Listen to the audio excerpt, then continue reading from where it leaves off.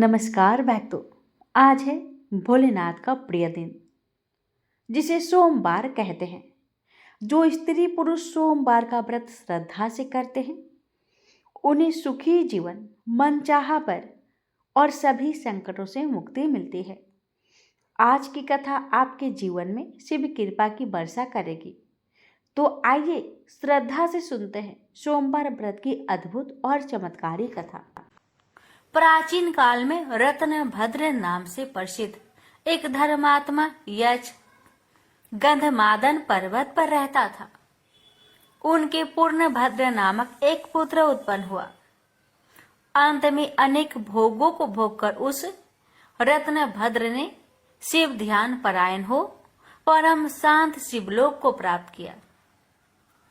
पिता के शिवलोक चले जाने पर पूर्णभद्र ने संतानहीन होने से अपनी भार्या कनक कुंडला नाम की यक्षिणी से कहा, प्रिय, मुझे पुत्र के बिना यह राज्य और महल आदि अब शून्य मालूम होता है। कनक कुंडला बोली, प्राणनाथ, आप ज्ञानवान होकर भी पुत्र के लिए खेद क्यों करते हैं? यदि यही इच्छा है तो पुत्र मिलने का उपाय कीजिए। इस जगत में उद्यमी लोगों को क्या दुर्लभ है। जो प्राणी परवंध के भरोसे रहते हैं, वह नितांत का पुरुष है, क्योंकि अपना किया हुआ कर्म ही परवंध है और कुछ नहीं। इस कारण प्रतिकूल प्रावंध को शांत करने के लिए समस्त कारणों के भी कारण रूप भगवान शिव की शरण में जाना चाहिए।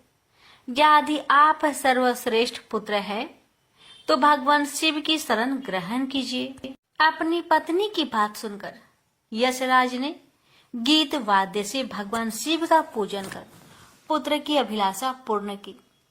उसका नाम हरिकेश पड़ा। पुत्र उत्पन्न होने की प्रसन्नता से उसने अनेक दान पुण्य किए। जब हरिकेश 8 वर्ष का हुआ, तभी से वह खेल धूली बालू का शिवलिंग बनाकर त्रिनादि ध्रुवा से उनका पूजन करता और अपने साथियों को शिव नाम से ही पुकारता था। वह रात दिन हे चंद्रशेखर, हे भूतेश, हे मृत्युंजय, हे नीलकंठ आदि पवित्र नामों का उच्चारण करता और मित्रों को प्रेम करता हुआ बार बार इन्हीं नामों से पुकारता रहता था। उसके कान नाम के अतिरिक्त अन्य किसी को ग्रहण नहीं करते थे। वह शिव मंदिर को छोड़कर किसी अन्य जगह नहीं जाता। उसके नेत्र शिव के अतिरिक्त और कुछ देखने की इच्छा नहीं रखते थे। वह सपना में भी भगवान शिव को ही देखा करता था। हरिकेश की यह दशा देखकर उसके पिता ने उसे गृह कार्य में लगाने की अनेक चेष्टाएं की, किंतु उस पर कुछ भी असर नहीं हुआ। अंत में हरिकेश घर से निकल गया। कुछ दूर जाकर उसे भ्रम हो गया और वह मन ही मन कहने लगा, हे शंकर, कहाँ जाऊं? कहाँ रहने से मेरा कल्याण होगा? यह सोचकर उसने अपने मन में विचार किया कि जिसकी कहीं ठिकाना नहीं है, उसका काशीपुरी ही आधार है। इस प्रकार निश्चय कर वह काशीपुरी को गया, जिस अविमुक्त क्षेत्र में पंच भौतिक देह त्याग कर प्राणों का शिव की प्रसन्नता से फिर देह से संबंध नहीं रहता, उस आनंद वन में जाकर तप करने लगा। कुछ समय बाद भगवान शिव ने पार्वती को अपना बिहार वन दिखाया। वह अनेक सुगंध युक्त पल्लवों से शोभित था। शिव बोले, हे देवी, जैसे तुम मुझको बहुत प्रिय हो, वैसे ही यह आनंद वन भी मुझे परम प्रिय है। मेरे अनुग्रह से इस आनंद वन में मैं मरे हुए को जन्म मरण का बंधन नहीं होता, अर्थात वह फिर संसार में जन्म नहीं लेता। पुण्य आत्मा के कर्म बीज विश्वनाथ की प्रज्वलित अग्नि में जल जाते हैं, उसी से फिर वे गर्भाशय में नहीं आते। काशीवासी लोगों के देहांत समय में मैं ही तारक ब्रह्म ज्ञान का उपदेश देता हूँ, जिससे वे उसी क्षण मुक्त हो जाते हैं। कलयुग में विश्वनाथ देव का दर्शन पूजन, काशीपुरी, भागीरथी गंगा आदि का सेवन तथा सतपात्र को दान विशेष फलदायक होता है। हे देवी, काशी वासी सदा मुझ में ही बसते हैं, इससे मैं उनको अंत में संसार सागर से पार कर देता हूँ। यह मेरी प्रतिज्ञा है।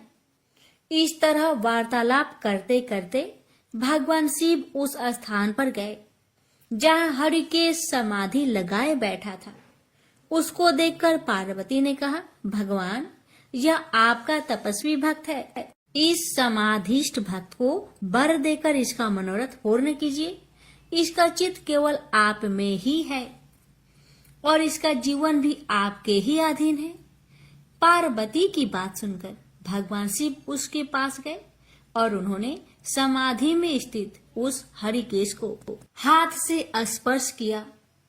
दया सिंधु का स्पर्श पाकर उस यक्ष ने आंखें खोलकर अपने सम्मुख प्रत्यक्ष अपने अभीष्ट को देखा। गदगद स्वर में यक्ष ने कहा कि हे शंभो, हे पार्वती पते, हे शंकर, आपकी जय हो। आपके कर कमलों का स्पर्श पाकर मेरा यह शरीर अमृत रूप हो गया। इस प्रकार प्रिया वचन सुनकर भगवान शिव बोले, हे यक्ष, तुम इसी क्षण मेरे वर से मेरे क्षेत्र के दंडनायक हो जाओ। आज से तुम दुष्टों के दंडदायक और पुण्यवानों के सहायक बनो और दंडा पानी नाम से विख्यात होकर सब उद्भट गणों का नियंत्रण करो। मनुष्यों में सत्य अर्थ नाम वाले संभ्रम और उद्भ्रम, ये दोनों गण सदा तुम्हारे साथ रहेंगे। तुम काशीवासी जनों के अन्नदाता, प्राणदाता, ज्ञानदाता हो और मेरे मुख से निकले तारक मंत्र के उपदेश से मोक्षदाता होकर नियमित रूप से काशी में निवास करो। भगवान शिव की कृपा से वही हरिकेश यक्ष काशी में दंड पानी के रूप में स्थित हो गया और भक्तों के कल्याण में लग गया। प्रेम से बोलिए हर हर महादेव। एक समय तरह तरह के फूल फल और सुंदर जड़ी बूटियों से शोभ्यमान कैलाश पर्वत पर विराजमान श्री भगवान शंकर जी से श्री पार्वती जी बोली कि हे जगत के स्वामी, आज मन बहलाव के वास्ते आप और मैं चौपर खेलें। शंकर जी ने कहा कि चौपर के खेल में बेईमानी बहुत होती है और हार जीत का पता नहीं पड़ता है, इसलिए कोई तीसरा आदमी होना चाहिए जो ईमानदारी से फैसला कर सके। महादेव जी के इतना कहते ही पार्वती जी ने अपनी माया से वहां एक बालक बनाकर बैठा दिया तथा महादेव जी ने अपने मंत्र के बल से उसमें जान डाल दी। महादेव जी ने उस बालक का नाम अंगद रखा तथा बालक को आदेश दिया कि तुम हम दोनों की हार जीत को बताते रहना। ऐसा कहकर महादेव जी ने चौसर का पासा चलाया और अंगद से पूछा कि बताओ कौन जीता और कौन हारा। तब अंगद ने उत्तर दिया कि महादेव जी आप जीते और पार्वती जी हारी। इसके बाद महादेव जी ने फिर पासा फेंका और अंगद से पूछा इस बार कौन जीता और कौन हारा। इस बार भी अंगद ने वही जवाब दिया कि महादेव जी जीते और पार्वती जी हारी। इसी प्रकार तीसरी बार भी पासा चलाकर महादेव जी ने अंगद से पूछा कि तो इस बार महादेव जी हार गए थे, परंतु अंगद ने विचार किया कि यदि मैं महादेव जी को हारा हुआ बताऊंगा तो वे मुझे श्राप दे देंगे। ऐसा सोचकर अंगद ने फिर वही पुराना रटा रटाया उत्तर दे दिया कि महादेव जी जीते और पार्वती जी हारे। चूंकि इस बार अंगद ने झूठ बोला था तो माता पार्वती ने अंगद को श्राप दे दिया कि तेरे शरीर में कोढ़ हो जाए और तू निर्जन वन में भटकता फिरे। उसी समय अंगद को कोढ़ हो गया और वह भटकता हुआ किसी सुनसान वन में जा पहुंचा। वहां जाकर उसने देखा कि ब्राह्मणी, इंद्राणी आदि देवताओं की स्त्रियां व्रत के निमित्त महादेव जी की पूजा कर रही है। उनको पूजा करते देखकर अंगद ने उनसे पूछा कि आप यहाँ क्या कर रही है? तब उन देवियों ने अंगद को बताया कि हम तो मानसा बाचा नाम से प्रसिद्ध महादेव जी की पूजा कर रहे हैं, यानी कि अपने मन तथा वाणी को बस में करके, अर्थात सभी जगह से मन हटाकर और शिव पार्वती में ही अपना मन लगाकर पूजा कर रहे हैं। इसलिए इस व्रत का नाम भी मनसा बाचा व्रत रखा गया है। इसके पश्चात उस बालक अंगद ने पूछा कि इस व्रत के करने से क्या फल होता है? अब उन देवियों ने उत्तर दिया कि इस व्रत को करने से सारी मनोकामनाएं पूर्ण हो जाती है। तब अंगद ने कहा कि मैं भी इस व्रत को करना चाहता हूं, यदि आप इसकी विधि मुझे बता सके तो आपकी बड़ी कृपा होगी। तब उन देवियों ने अंगद को चावल तथा सुपारी देकर व्रत करने की पूरी विधि विधान बताया। इस व्रत को श्रावण मास के पहले सोमवार से करना चाहिए। उस दिन कंवारी कन्या से 2.5 पूनी सूत कटवाकर उसका डोरा बनाए। उस डोरे की तथा महादेव जी की पूजा जब तक कार्तिक सुदी चौथ नहीं आए तब तक प्रति सोमवार को करते रहना चाहिए। साथ ही व्रत भी रखना चाहिए। जब कार्तिक सुदी चौथ आए तो उस दिन उद्यापन करना चाहिए। उद्यापन में 1.25 सेर घी, 1.25 सेर गुड़ तथा 4.25 सेर आटा लेकर चूरमा बनाए। इस चूरमे के लड्डू बनाकर उसके 4 समान भाग कर ले। इनमें से एक भाग महादेव जी के चढ़ाए, एक भाग किसी ब्राह्मण या नाथ को दे, एक भाग गाय को दे तथा बाकी बचे भाग स्वयं को भोजन करे।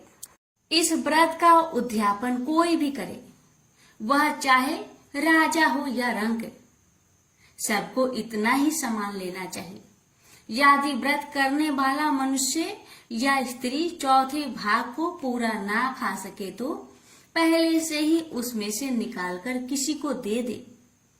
जिस प्रकार की अनंत भगवान का डोरा पहना जाता है, उसी प्रकार जो डोरा बनाया था उसे स्वयं धारण कर ले और उद्यापन के पश्चात उस डोरे को जल में पधरा दे। इस प्रकार अंगद भी प्रति वर्ष मनसा महादेव का व्रत करने लगा। उसके व्रत करते हुए 4 वर्ष हो गए। तब व्रत के प्रभाव से पार्वती जी के हृदय में दया उत्पन्न हुई और उन्होंने महादेव जी से पूछा कि महाराज, जिस बालक को मैंने श्राप दिया था उसका कुछ पता नहीं है कि उसको किसी ने मार तो नहीं दिया? तब तीनों लोगों की सभी बातें प्रत्यक्ष रूप से जानने वाले श्री महादेव जी ने पार्वती जी से कहा कि वह तो जीवित है। इसके पश्चात पार्वती जी ने महादेव जी से कहा, हे नाथ, ऐसा कोई व्रत हो तो बताइए जिससे कि मेरा वह मानसिक पुत्र फिर से मुझे मिल जाए। तब महादेव जी ने कहा कि श्रावण सुदी के पहले सोमवार के दिन कंवारी कन्या से 2.5 पूनी सूत कटवाकर उसका डोरा बनाना और उसे केसर आदि में रंग कर उसमें 4 गांठे देकर सुपारी पर लपेटकर ताम्र पात्र में रखकर उसे शिव रूप मानकर उसकी तथा शिव जी की पूजा करना। कार्तिक सुदी चौथ के दिन इस व्रत का उद्यापन करना, जिसमें 1.25 सेर घी, 1.25 सेर गुड़ और 4.25 सेर आटा लेकर उसका चूरमा बनाना तथा उस चूरमे के 4 भाग करना, जिनमें से एक भाग शिव जी की अर्पण करना, दूसरा भाग ब्राह्मण को देना, तीसरा भाग गाय को तथा चौथा भाग स्वयं भोजन के रूप में ग्रहण करना। सभी को इसी मात्रा में समान लेना चाहिए, न तो समान इससे अधिक होना चाहिए तथा न ही इससे कम। महादेव जी से यह विधि सुनकर पार्वती जी ने भी यह व्रत किया तथा व्रत के प्रभाव से अंगद कोढ़ रहित हो गया और वह अपनी माता के पास बिना बुलाए ही चला गया। उसे आता देखकर पार्वती जी प्रसन्न होकर हंसने लगी। तो अंगद ने पूछा कि हे मातेश्वरी, आप मुझे देखकर हंस क्यों रही हो? तब पार्वती जी ने कहा, हे पुत्र, मैं इस व्रत के प्रभाव को देखकर हंस रही थी। यह तुम्हारे पिताजी का बताया हुआ मनसा बाचा का व्रत है।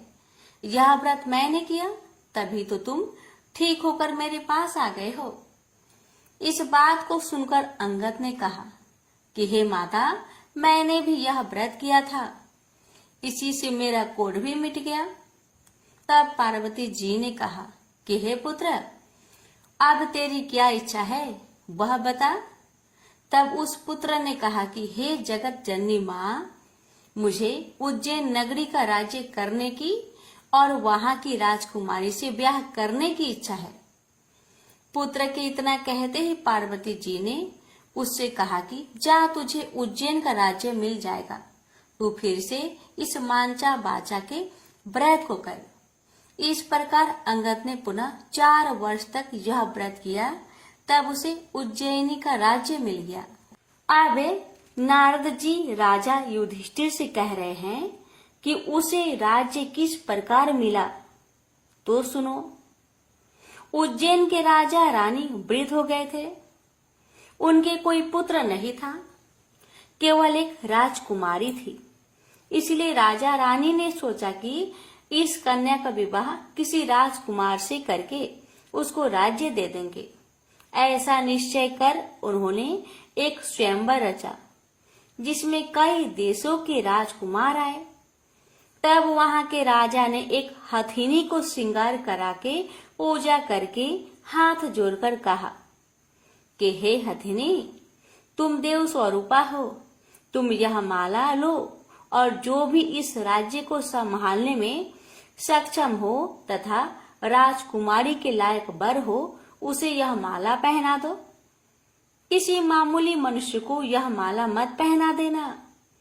पार्वती जी का पुत्र अंगद भी देवलोक से उज्जैन नगरी पहुंचा, तो वह भी स्वयंवर देखने के लिए राजा के वहां चला गया। हथनी ने उसे देखकर उसके ही गले में माला डाल दी। यह सब देखकर स्वयंवर में आए लोगों ने कहा कि ये तो हथनी की भूल है, क्योंकि यह बालक कोई राजकुमार नहीं है। ऐसा कहकर उन लोगों ने उस लड़के को दूर हटा दिया और पुनः वह माला हथिनी को दे दी और उससे प्रार्थना की कि हे माता, जो इस राज्य के लायक हो उसको ही माला पहनाना। परंतु दूसरी बार भी हथनी ने उस बालक के पास जाकर उसी के गले में माला डाल दी। जहाँ सब देखकर वहां उपस्थित लोग कहने लगे कि हथनी ने हठ पकड़ ली है। इतना कहकर उन्होंने उस बालक को मार पीट कर दरवाजे से बाहर निकाल दिया एवं पुनः हथिनी पर गणपति की मूर्ति स्थापित करके वही प्रार्थना की। वह हथिनी देवरूपी थी, इसलिए वह दरवाजे के बाहर निकली और उस बालक को ढूंढकर तीसरी बार भी उसी के गले में माला डाल दी। तब राजा ने नगर सेठ को बुलाकर कहा कि तुम इस बालक को यहाँ से ले जाओ और बारात सजाकर इसे हमारे यहाँ ले आओ। राजा की आज्ञा मानकर सेठ अंगद को वहां से ले गया। इतनी देर में राजा ने भी पंडित को बुलाकर लगन का दिन निश्चय करवाया और अपनी कन्या का विवाह उस बालक के साथ कर दिया। इतना ही नहीं, राजा ने अपने खर्चे के लिए थोड़े से गांव रखकर अपना सारा राज्य ही अपनी बेटी को कन्यादान में दे दिया। विवाह के पश्चात अंगद और राजकुमारी महल में गए। अब अंगद उज्जैन नगरी का राजा तथा राजकुमारी वहां की रानी बन चुकी थी। एक दिन रानी ने राजा से पूछा कि हे पतिदेव, आप अपनी जात और नाम तो बताइए। इस पर अंगद ने उत्तर दिया कि मेरा नाम अंगद है। भगवान महादेव मेरे पिता और पार्वती मेरी माता है। तब राजकुमारी ने कहा कि महाराज, इस बात को तो मृत्यु लोक के लोग मानेंगे नहीं, आप मुझे सत्य सत्य बताइए। तब अंगद ने अपनी जन्म की सारी कथा रानी को बताई कि किस तरह चौसर खेल में साक्षी बनने के लिए माता पार्वती ने अपनी माया से उसे बनाया था और महादेव जी ने अपने मंत्र बल से उसे सजीव रूप दिया। फिर पार्वती जी ने उसे श्राप दिया और इंद्राणी आदि देवियों ने उसे मनसा वाचा व्रत बताया, जिसको 4 वर्ष तक करने के फलस्वरूप वह अपने माता पिता के पास वापस पहुंचा। उसे पार्वती जी ने गले लगाया और कहा कि अब तुम्हारी क्या इच्छा है। तब उसने अपनी माता से कहा कि उसे उज्जैनी के राजा बनने की इच्छा है। तब पार्वती जी के कहने पर उसने फिर से 4 वर्ष तक मनसा वाचा नाम से प्रसिद्ध अपने पिता शिव जी का व्रत किया तथा इसी व्रत के प्रभाव से आज उसे उज्जैन के राज्य और उसके जैसी रानी मिली। इतना सुनकर रानी ने कहा कि हे महाराज, मैं तो पुत्र, धन तथा राज्य का सुख चाहती हूँ। तब अंगद ने अपनी रानी को वही मनसा वाचा का शिव जी का व्रत बता दिया और कहा कि बिना मेरे वह गर्भवास के तेरे पुत्र होगा। ऐसा कहकर अंगद जी पुनः कैलाश चले गए। पति की आज्ञा अनुसार राजकुमारी ने 4 वर्षों तक महादेव जी का यह उत्तम व्रत किया। इससे महादेव जी प्रसन्न हो गए। एक दिन रानी ने अपने दासी से कहा कि जा ऊपर जाकर जल की झाड़ी ले आ, मैं दातुन करूंगी। दासी ऊपर गई तो वहां जाकर क्या देखती है कि सोने की पालकी में एक छोटा सा सुंदर बालक सो रहा है और मुख में अंगूठा चूस रहा है। दासी ने रानी को जाकर जब यह बात बताई तो रानी ने तुरंत जाकर बालक को अपनी गोद में उठा लिया और भगवान शंकर जी से प्रार्थना की कि हे प्रभु, यदि आपने मुझे यह बालक दिया है तो मेरे स्तनों में से दूध की धारा भी निकलनी चाहिए। रानी के इतना कहते ही उसके स्तनों में दूध आ गया। इस प्रकार वह बालक बड़ा होने लगा। रानी ने उस बालक का नाम फूलकवर रखा। एक दिन फूलकवर ने अपनी माँ से पूछा कि हे माँ, मेरे पिता कौन हैं और उनका क्या नाम है। तब रानी ने अपने पुत्र से कहा कि तेरे पिता तो अंगद जी है और महादेव जी, पार्वती जी तेरे दादा दादी हैं। तब फूलकवर ने अपनी माता से कहा कि इस बात को तो मृत्यु लोक में कोई नहीं मानेगा। इस पर रानी ने फूलकवर को वही सारी कथा सुनाई जो अंगद जी ने रानी को सुनाई थी और यह भी बताया कि किस तरह से उसका विवाह अंगद जी के साथ हुआ था। परंतु चूंकि अंगद जी की मृत्यु लोक में रहने की अवधि कुछ ही दिन की थी, इसलिए वे तो अपने माता पिता के पास कैलाश चले गए। परंतु उनके बताए हुए व्रत को 4 वर्ष तक करने के पश्चात बिना गर्भवास के ही उसके रानी के पुत्र के रूप में जन्म लिया है। इतना कहकर रानी बोली, अब तुम बताओ कि तुम्हारी क्या इच्छा है। माता के वचन को सुनकर पुत्र ने कहा कि हे माता, मेरी इच्छा चेदी राजा की कन्या से विवाह करने की है, क्योंकि मैंने उसकी प्रशंसा सुनी है। तब रानी ने फूलकवर से कहा कि हे पुत्र, तू भी मनसा वाचा का व्रत कर। इस व्रत के करने वाले के लिए कुछ भी दुर्लभ नहीं है। अब फूलकवर ने भी 4 वर्ष तक व्रत किया। इससे भगवान महादेव प्रसन्न हुए और उन्होंने चेदी राजा को स्वप्न में आदेश दिया कि मेरे कहने से तू अपनी राजकुमारी का विवाह उज्जैन के राजकुमार फूल कंवर से कर दे। चेदी राजा ने भगवान शिव जी का कहा मानकर अपनी कन्या का विवाह उज्जैन के राजकुमार से कर दिया। अब वह राजा हो गया। एक दिन वह शिकार खेलने वन में गया। वहां उसके कोई शिकार हाथ नहीं आया और वह भूख प्यास से व्याकुल होकर एक बाग में जाकर आराम करने लगा। इतने में देवयोग से कोई ब्राह्मण वहां आ पहुंचा और उसने राजा को श्रीधरी पंचांग सुनाया कि आज कार्तिक सुदी चौथ है, जो आज मनसा बाचा के व्रत का उद्यापन करने का दिन है।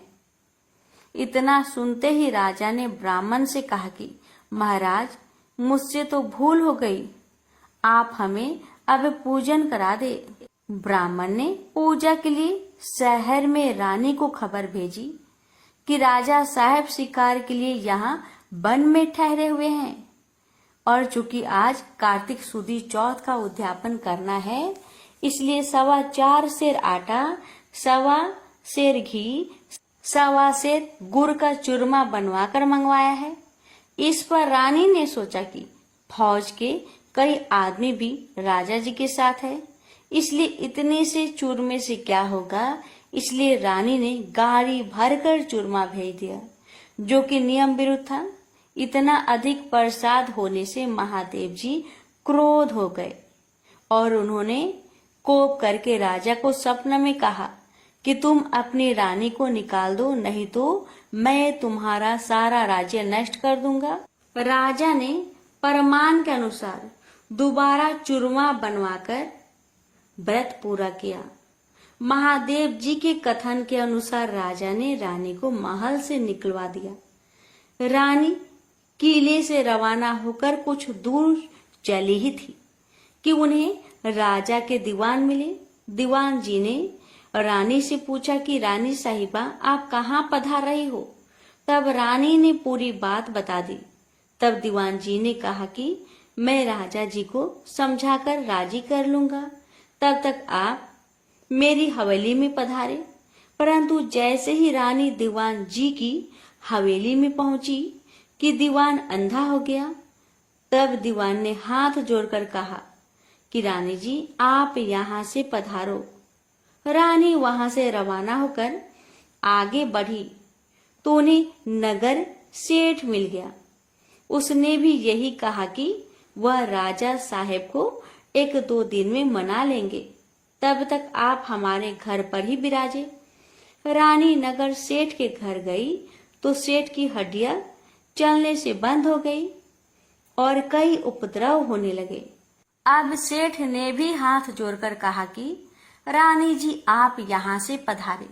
रानी वहां से आगे गई तो उसे राजा जी का कुम्हार मिला। कुम्हार को रानी पर दया आ गई। वह रानी को अपने घर ले गया, पर जैसे ही कुम्हार के घर पर रानी पहुंची ही कि उसका नियाव फूट गया, जिससे सारे बर्तन फूट गए और कुम्हार भी अंधा हो गया। तब कुम्हार ने भी रानी से उसके घर से निकल जाने की प्रार्थना की। आगे जाने पर एक माली मिला और माली ने रानी से पूछा कि आप कहाँ पधार रही हो? तो रानी ने कहा कि राजा साहेब ने मुझे देश निकाला दिया है। इस पर माली को रानी पर दया आ गई और वह रानी को अपने बाग में ले गया और उसने रानी से कहा कि जब तक राजा जी का क्रोध मिटे तब तक आप यहाँ बाग में ही रहो।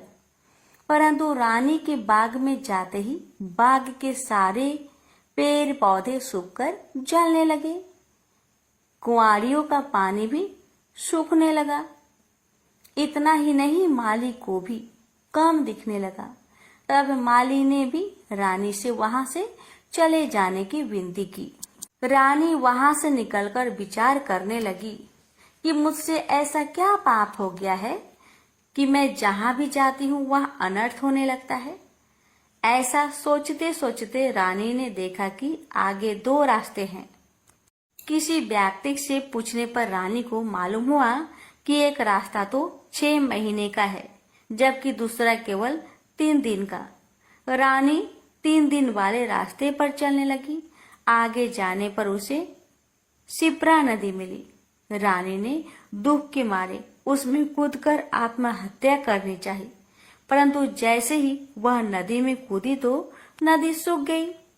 वह और आगे चली तो एक पर्वत आया। रानी ने सोचा कि इस पर चढ़कर नीचे कूदकर अपनी जान दे दे।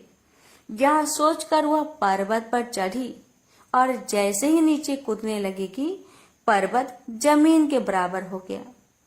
आगे जाने पर रानी को एक सिंह दिखाई दिया। इस पर रानी ने सोचा कि इस सिंह यानी शेर को मैं अगर छेड़ूं तो शायद यह मुझे खा जाए। यह सोचकर उसने सिंह पर हाथ फेरा तो सिंह पत्थर का हो गया। आगे जाने पर रानी को बड़ा भारी अजगर सांप दिखाई दिया। इस पर रानी ने मरने के लिए उस बड़े सांप को छेड़ा तो सांप रस्सी बन गया। अब रानी थक हार कर और आगे चली तो क्या देखती है कि वहां एक बड़ा भारी पीपल का वृक्ष है। उसी वृक्ष के पास एक सुंदर कुआं और एक मंदिर बना हुआ है। वह मंदिर में जाकर मुंह ढककर बैठ गई और ओम नमः शिवाय मंत्र का जाप करने लगी। किस्मत से उस दिन कार्तिक सुदी चौथ का दिन था। मंदिर का पुजारी नाथ सामान लेने गांव गया था। वहां उसको एक कुत्ते ने काट लिया। तब पुजारी नाथ ने विचार किया कि हमारे आश्रम में ऐसा कौन पापी आ पहुंचा है जिसके कारण यह उत्पात हो गया है। मंदिर जाकर नाथ ने एक स्त्री को बैठा हुआ देखा तो कहने लगा, आज यहाँ कोई डाकन या भूतनी आ गई है। तब रानी ने विनय पूर्वक कहा कि महाराज, मैं ना तो डाकन हूँ और ना ही भूतनी, मैं तो मानवी हूँ। आकाश की घेरी और जमीन की झेली हुई एक दुखी स्त्री। यदि आप मुझे धर्म की बेटी बनाओ तो मैं आपको अपना सारा भेद कहूँ। नाथ ने यह स्वीकार कर लिया तो रानी ने अपना सारा भेद कह दिया। अब वह वहां से जाने लगी तो चल नहीं सकी। तब पुजारी नाथ ने उद्यापन का एक लड्डू उसे खाने को दे दिया। लड्डू को हाथ में देखते ही रानी को व्रत याद आ गया। नाथ ने भी बता दिया कि आज कार्तिक सुदी चौथ है और यह मनसा बाचा के व्रत का प्रसाद है। इसका नियम है कि राजा हो तो भी अधिक प्रसाद ना बनाए और गरीब हो तो भी कम ना बनाए। यह एक भाग का लड्डू है। तब रानी के समझ में आ गया कि उसने प्रसाद का चूरमा ज्यादा भेजा था, इससे महादेव जी उससे क्रोध हो गए हैं।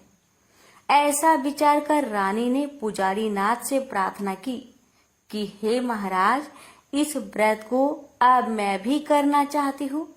तब नाथ ने कहा कि श्रावण सुदी चौथ आ रही है, इस दिन से तुम व्रत शुरू करो। फिर नाथ जी ने कंवारी कन्या से पूनी कतवाकर उसका डोरा बना दिया। पूजन का सामान लाकर सोमवार के सोमवार रानी व्रत और पूजन करती रही।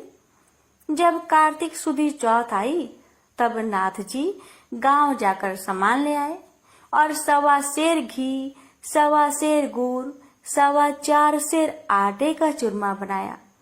चूरमे के 4 भाग किए गए और शिव जी पार्वती जी की मनसा बाचा पूजा की। इस तरह व्रत करते हुए रानी को 4 वर्ष पूरे हो गए तो महादेव जी ने राजा को स्वप्न में दर्शन देकर कहा कि राजन, अब तू रानी को वापस बुलवा ले, नहीं तो मैं तेरे राज्य का नाश कर दूंगा। तब राजा ने कहा कि महाराज, अब रानी का पता लगाना कठिन है। आपकी आज्ञा से ही तो मैंने उसे देश निकाला दिया था। तब महादेव जी ने कहा कि हे राजन, तू 4 विश्वासी नौकरों को पूरब के दरवाजे पर भेज दे। वहां बिना नाथे हुए बैलों की गाड़ी आएगी। वह गाड़ी वही जाकर ठहरेगी जहां पर तुम्हारी रानी है। प्रातः काल होते ही राजा ने अपने 4 विश्वास पात्र आदमी पूरब की ओर भेज दिए। आगे बिना नथे हुए बैलों की गाड़ी आई और वे चारों उसमें बैठ गए और वे उसी मंदिर पर पहुंच गए जहां पर रानी थी। रानी को पहचानकर सेवकों ने कहा कि हे रानी जी, अब आप पधारिए, राजा साहब ने आपको बुलाया है और इसी कार्य के लिए हमको यहाँ भेजा है।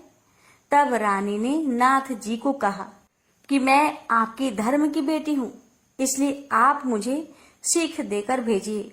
तब नाथ जी ने मिट्टी के हाथी घोरा हुआ पालकी बनाकर मंत्र के छींटे दिए, जिससे वे सच्चे हाथी घोड़ा पालकी बन गए। रानी ने नाथ जी से फिर कहा कि हे पिताजी, आते समय रास्ते में मेरे रहने से कई जीवों का नुकसान हो गया था, तो उनका भी उद्धार हो जाना चाहिए, नहीं तो यह पाप भी मुझको ही लगेगा। तब नाथ जी ने शिव जी के निर्माल्य स्नान कराए जल की एक झाड़ी भर दी और कहा कि बेटी, तो इस जल का छींटा ओम नमः शिवाय कहकर डाल दी जाना, तो सारे पाप निवृत्त हो जाएंगे। अब तो रानी शिव जी, पार्वती जी को और नाथ जी को साष्टांग नमस्कार कर लेने को आई और चारों सेवकों के साथ रवाना हो गई। जाते हुए उसे रास्ते में वही सर्प मिला। तब रानी ने शिव जी से प्रार्थना की कि हे प्रभु, मेरे पाप से यह सर्प रस्सी बन गया था, अब यह फिर से सर्प हो जाए, ऐसी प्रार्थना कर झाड़ी के जल के छींटे दे दिए, जिससे वह पहले के समान सर्प बन गया। आगे उसे वही सिंह मिला जो पत्थर का होकर पड़ा था। उसके भी रानी ने झाड़ी के जल के छींटे दिए, तो वह जीवित होकर जंगल में भाग गया। आगे चलने पर वह पर्वत आया जो जमीन के बराबर हो गया था। प्रार्थना करके जल के छींटे देने से वो भी पहले जैसा पर्वत हो गया। आगे जाते जाते वह नदी आई जो सूख गई थी। रानी ने शिव जी का ध्यान कर जल के छींटे दिए, जिससे वह भी गहरे तथा स्वच्छ जल वाला नदी फिर से हो गया। अब रानी जी ने पालकी, हाथी घोड़े तो किले में भेज दिए और वह खुद उसी बाग में गई जो पहले सूख गया था। बागवान ने कहा कि रानी जी, आप फिर क्यों आ रही हो? पहले ही आपके आने से यह बाग उजड़ गया था। पर रानी के समझाने पर माली ने फाटक खोला। रानी के बाग में जाकर शिव जी का ध्यान कर झाड़ी के जल के छींटे दिए, जिससे वह पहले से भी अच्छा हरा भरा बगीचा हो गया। वहां कई कोयल बोलने लगी, नाना प्रकार के फल फूल दिखाई देने लगे और कुओं में लबालब जल भर गया। फिर रानी जी उसी कुम्हार के घर गई तो कुम्हार की आंखें खुल गई और जल के छींटे देने से न्याव के बर्तन सोने चांदी के बन गए। कुम्हार ने कहा कि रानी जी, ये सोने के बर्तन हमारे पास कौन रहने देगा? तब रानी जी ने कहा कि इसमें से 4 बर्तन राजा को भेंट कर देना। इसी प्रकार रानी नगर सेठ के घर गई तो उसकी हड्डियां सिरकने लगी और उसे व्यापार में लाभ होने लगा। तब नगर सेठ ने कहा कि अन्नदाता जी, आपके पधारने से हमारी यह रिद्धि सिद्धि हुई है। इस खुशी में मैं सारी नगरी को जिमाना चाहता हूँ।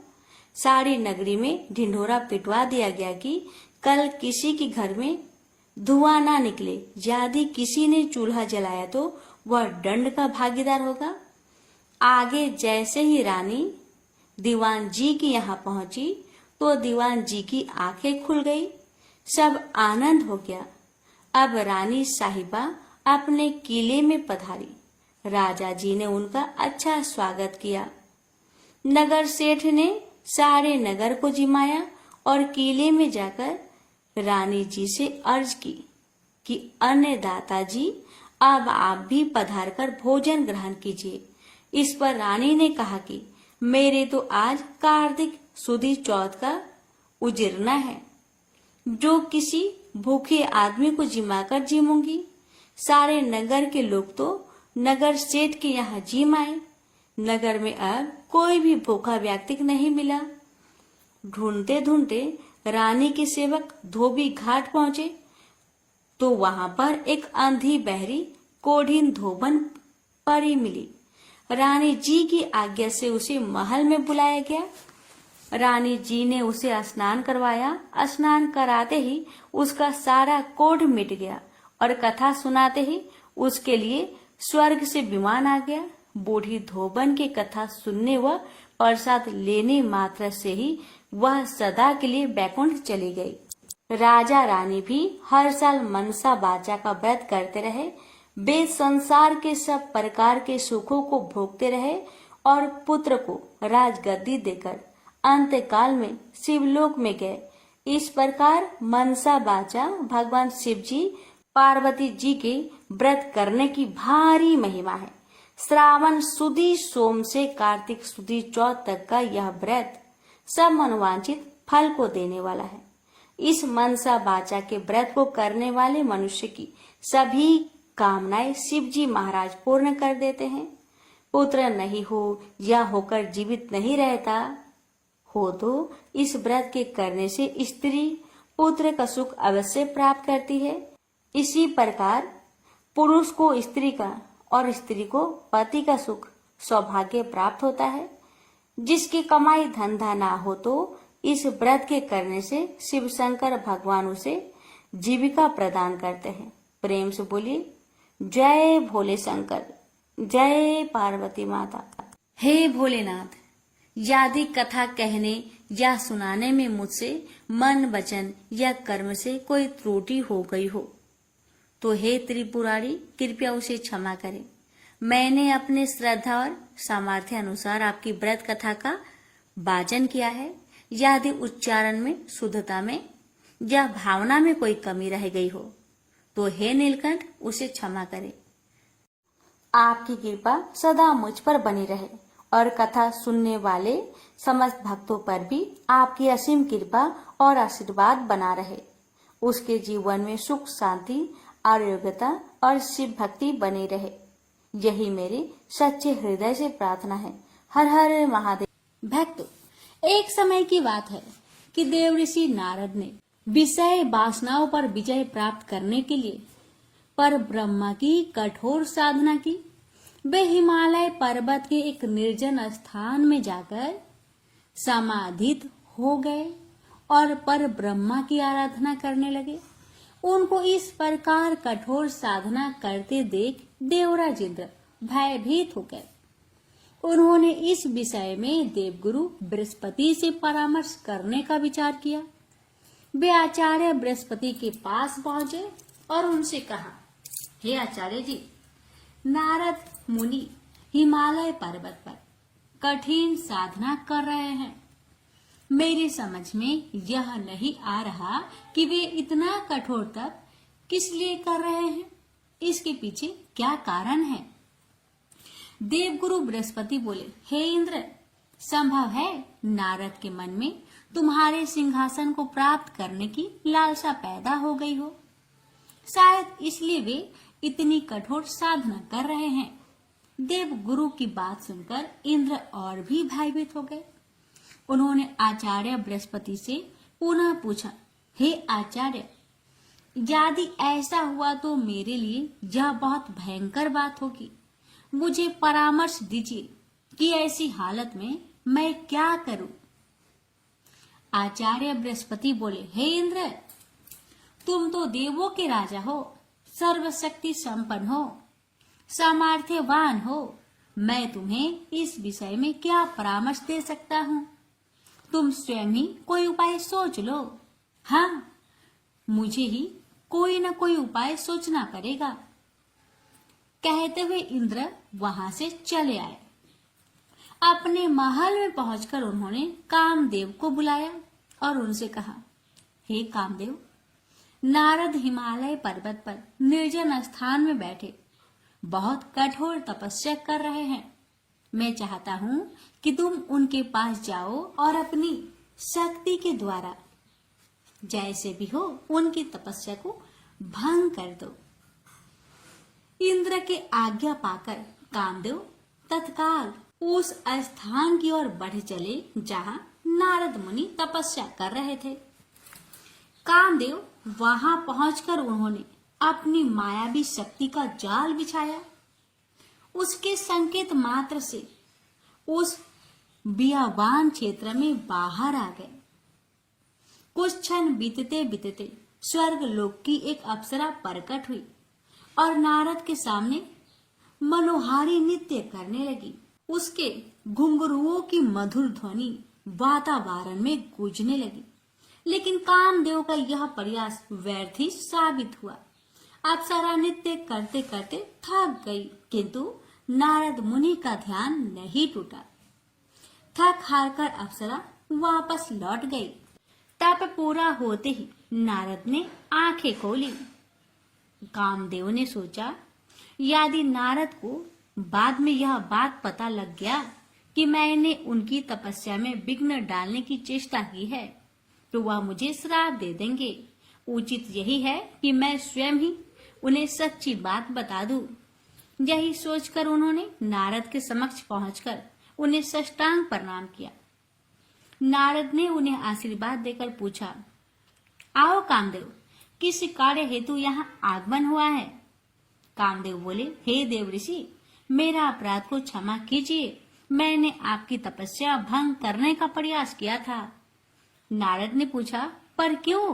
किसके आदेश से तुमने ऐसा किया? कामदेव ने कहा, हे मुनिवर, मुझ अंकिचन में इतनी हिम्मत नहीं जो स्वयं ही आपको तब से डिगाने का कार्य करता है। मुझे ऐसा करने को कहा गया था। किसने ऐसा करने को कहा था कामदेव, बताओ? हे देव ऋषि नारद, मुझे इंद्रदेव ने कहा था। उन्होंने ही मुझे यहाँ भेजा था। कामदेव ने सच्ची बात बता दी। कामदेव की बात सुनकर नारद जी मुस्कुरा दिए और कहने लगे, हे कामदेव, मैं तुम्हें क्षमा करता हूँ। अब तुम जाओ और देवराज को बता देना कि नारद ने इच्छाओं को बस में कर लिया है। अब मैं संसार के किसी भी भौतिक आकर्षण में नहीं फंस सकता। जान बची और लाखों पाए। कामदेव ने सोचा और जल्दी से वहां से चले गए।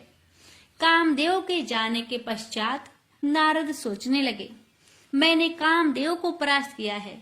अब मेरा नाम भी भगवान शिव के समान हो गया, क्योंकि कामदेव को या तो शिव ने परास्त किया था या फिर अब मैंने। यह सोचकर नारद कैलाश पर्वत पहुंचे। उन्होंने भगवान शिव और पार्वती को नमन किया।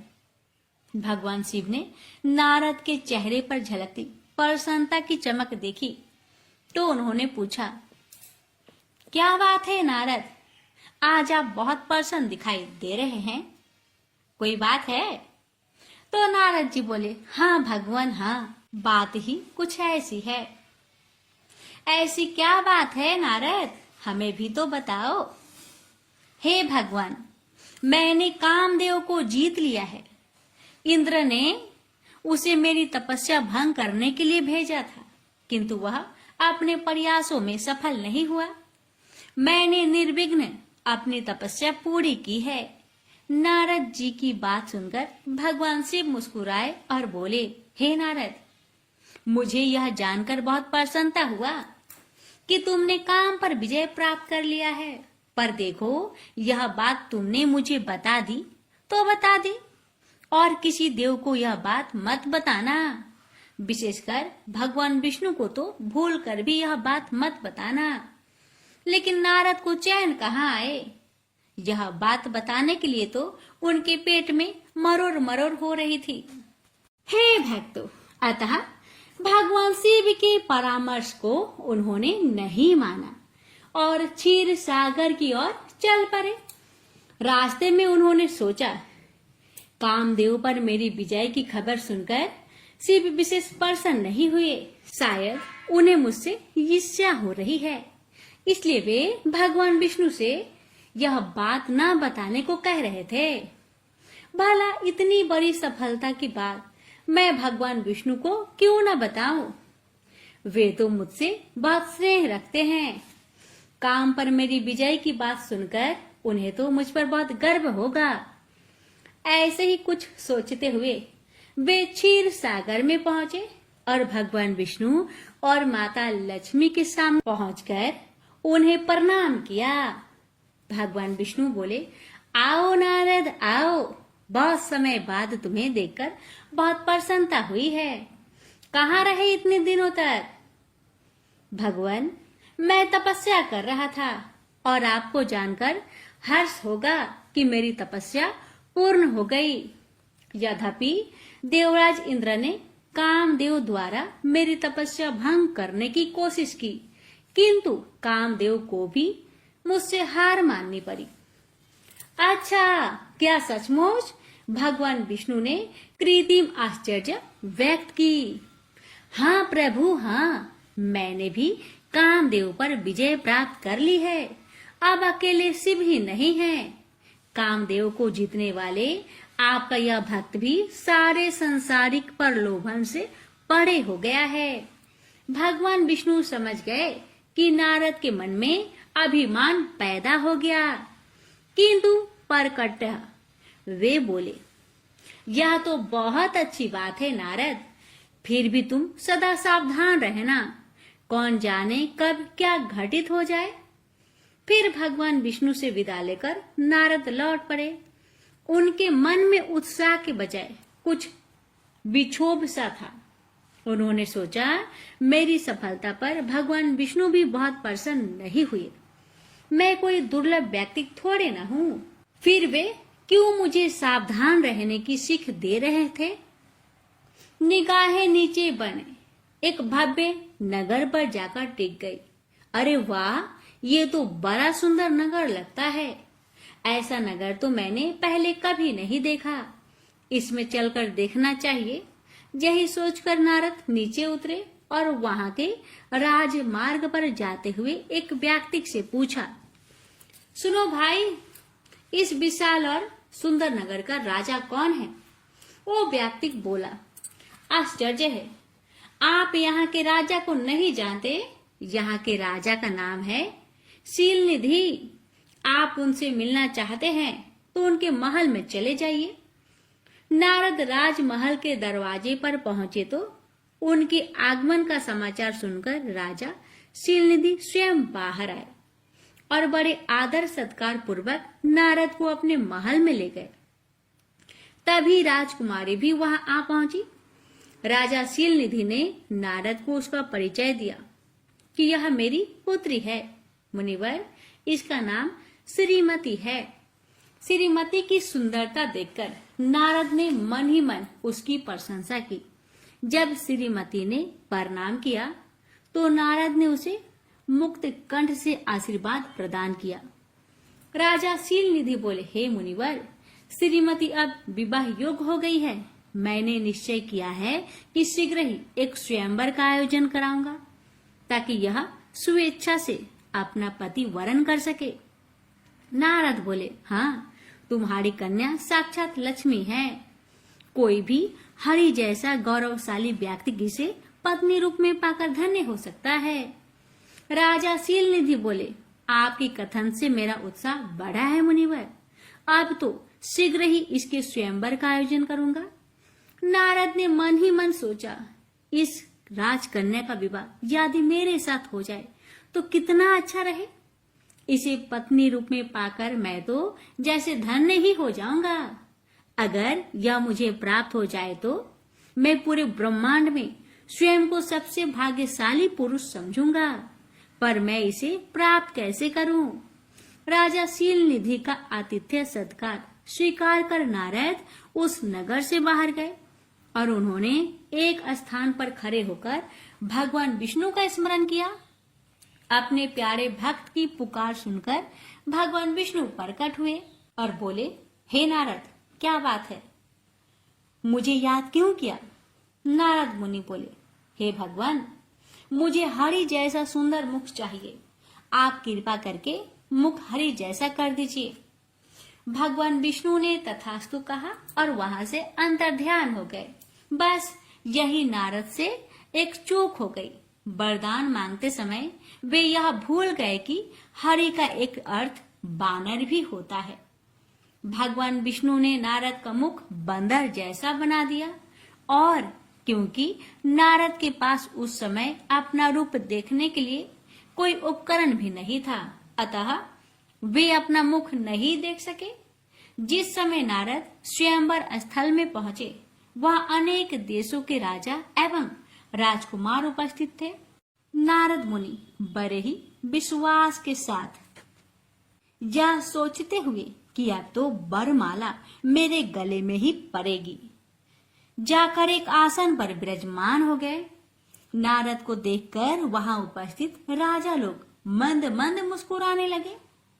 उनमें से एक राजा बोला, अरे जरा इस मनुष्य का मुख तो देखो, इसका शरीर तो मनुष्य जैसा है और मुख बंदर का। दूसरा बोला, यह शायद अपने आप को बहुत सुंदर समझता है, तभी तो राजकुमारी के स्वयंवर में उसके द्वारा स्वयं का चयन किए जाने की आशा से यहाँ आया है। उस व्यक्ति की बात सुनकर सभी ठहाके मार के हंस पड़े। तभी राजकुमारी श्रीमती वरमाला लिए स्वयंवर स्थल में पधारी। उसे देखकर उपस्थित राजा हास परिहास करना भूल गए और सब सावधान मुद्रा में बैठ गए। सबको आशा थी कि राजकुमारी उनके गले में ही वरमाला डालेगी। विशेषकर नारद के मन में तो किसी प्रकार की कोई शंका ही नहीं थी।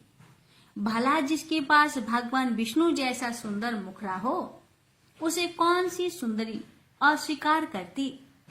राजकुमारी वरमाला लिए जैसे ही नारद के समीप पहुंची, नारद ने अपनी गर्दन आगे करके मुस्कुरा कर कहा, हे देवी, एक दृष्टि इधर भी देख लो, मैं भी तुमसे परिणय करने का आकांक्षी हूँ। नारद की बात सुनकर राजकुमारी हंस पड़ी और बोली, तनिक अपने मुख को तो भी दर्पण में निहार लो बानर। यह कहकर उसने एक व्यंग भरी दृष्टि नारद पर डाली और उपेक्षा से उनकी ओर देखकर अपना मुख दूसरी ओर मोड़ लिया। राजकुमारी श्रीमती ने स्वयंवर स्थल में 2-3 चक्कर लगाए और फिर वरमाला हाथ में लिए एक और उदास भाव से खड़ी हो गई। तभी भगवान विष्णु ने स्वयंवर स्थल में प्रवेश किया, जिन्हें देखकर राजकुमारी का चेहरा खिल उठा। वह तेजी से आगे बढ़ी और वरमाला विष्णु के गले में डाल दी। नारद ने जब यह दृश्य देखा तो वे ईर्ष्या से जल उठे। वे विष्णु के पास पहुंचे और क्रोध भरे स्वर में बोले, हे भगवान, आपने मेरे साथ छल क्यों किया? मैंने आपसे आपके जैसा सुंदर मुख मांगा था और आपने मुझे बानर का मुख दे दिया। ऐसा धोखा मेरे साथ आपने क्यों किया? भगवान, यदि आपको स्वयं ही इस राजकुमारी से विवाह करना था तो मुझे पहले ही बता देते, मैं स्वयं ही इस प्रतियोगिता से बाहर हो जाता। अब श्री हरि ने नारद से कहा, हे नारद, मैंने तुम्हारे साथ किसी प्रकार का कोई छल नहीं किया। तुमने मुझसे हरि का मुख मांगा था, सो मैंने तुम्हें दे दिया। तुम तो संस्कृत के प्रकांड पंडित हो, फिर यह क्यों नहीं समझ सके कि हरि का अर्थ बानर भी होता है। अपनी गलती महसूस कर नारद के क्रोध में कुछ कमी आई। उन्होंने पूछा, अब क्या मेरा मुख जीवन भर इसी प्रकार का बना रहेगा भगवान? भगवान विष्णु बोले, नहीं, बस तुम थोड़ी देर के लिए अपनी आंखें बंद कर लो। नारद ने अपनी आंखें बंद कर ली। भगवान विष्णु पुनः बोले, अब अपनी आंखें खोलो और देखो कि सच क्या है। नारद ने अपनी आंखें खोली, इधर उधर दृष्टि घुमाई। अब वहां न राजा शील निधि था, न उसका कोई महल, न स्वयंवर, और न स्वयंवर में भाग लेने वाले आए प्रतियोगी। वे एक निर्जन स्थान पर खड़े थे और उनके सामने खड़े थे श्री हरि विष्णु और माता लक्ष्मी। उन्हें इस प्रकार चारों ओर भौचक्के भाव से निहारते देख भगवान विष्णु ने कहा, नारद, यह सब मेरी माया थी। तुम्हारे मन में घमंड पैदा हो गया था कि तुमने काम पर विजय प्राप्त कर ली है और तुम अब भगवान शिव के समकक्ष हो गए हो। तुम्हारे इसी अहंकार भाव को समाप्त करने के लिए मुझे यह माया रचनी पड़ी। और हाँ, जिसे तुम राजकुमारी श्रीमती समझे थे और जिससे विवाह करने को आतुर हो रहे थे, जानते हो वह कौन थी? कौन थी? नारद के मुंह से बरबसी निकल पड़ा, लक्ष्मी, मेरी चिरसंगनी। लक्ष्मी की ओर संकेत करते हुए भगवान ने कहा, तुम जिसे माता लक्ष्मी कहकर बुलाते हो वही लक्ष्मी राजकुमारी श्रीमती थी। यह सुनकर नारद का चेहरा शर्म से झुक गया। उन्होंने श्री हरि से कहा, हे प्रभु, आपने मुझ पर बड़ा उपकार किया, जो समय रहते ही मेरी आंखें खोल दी। मैं सचमुच पतन के गर्त में गिरने के लिए जा रहा था, किंतु आपने कृपा करके मुझे उबार लिया। इस प्रकार भगवान विष्णु की कृपा से नारद के मन में पैदा हुआ अहंकार भाव समाप्त हो गया। राजकुमारी श्रीमती से विवाह करने की जो इच्छा उनके मन में पैदा हुई थी वो भी तिरोहित हो गई। नारद नारायण नारायण कहते हुए पुनः अपने मार्ग पर चल पड़े। प्रेम से बोलिए ओम नमः शिवाय। जय श्री हरि।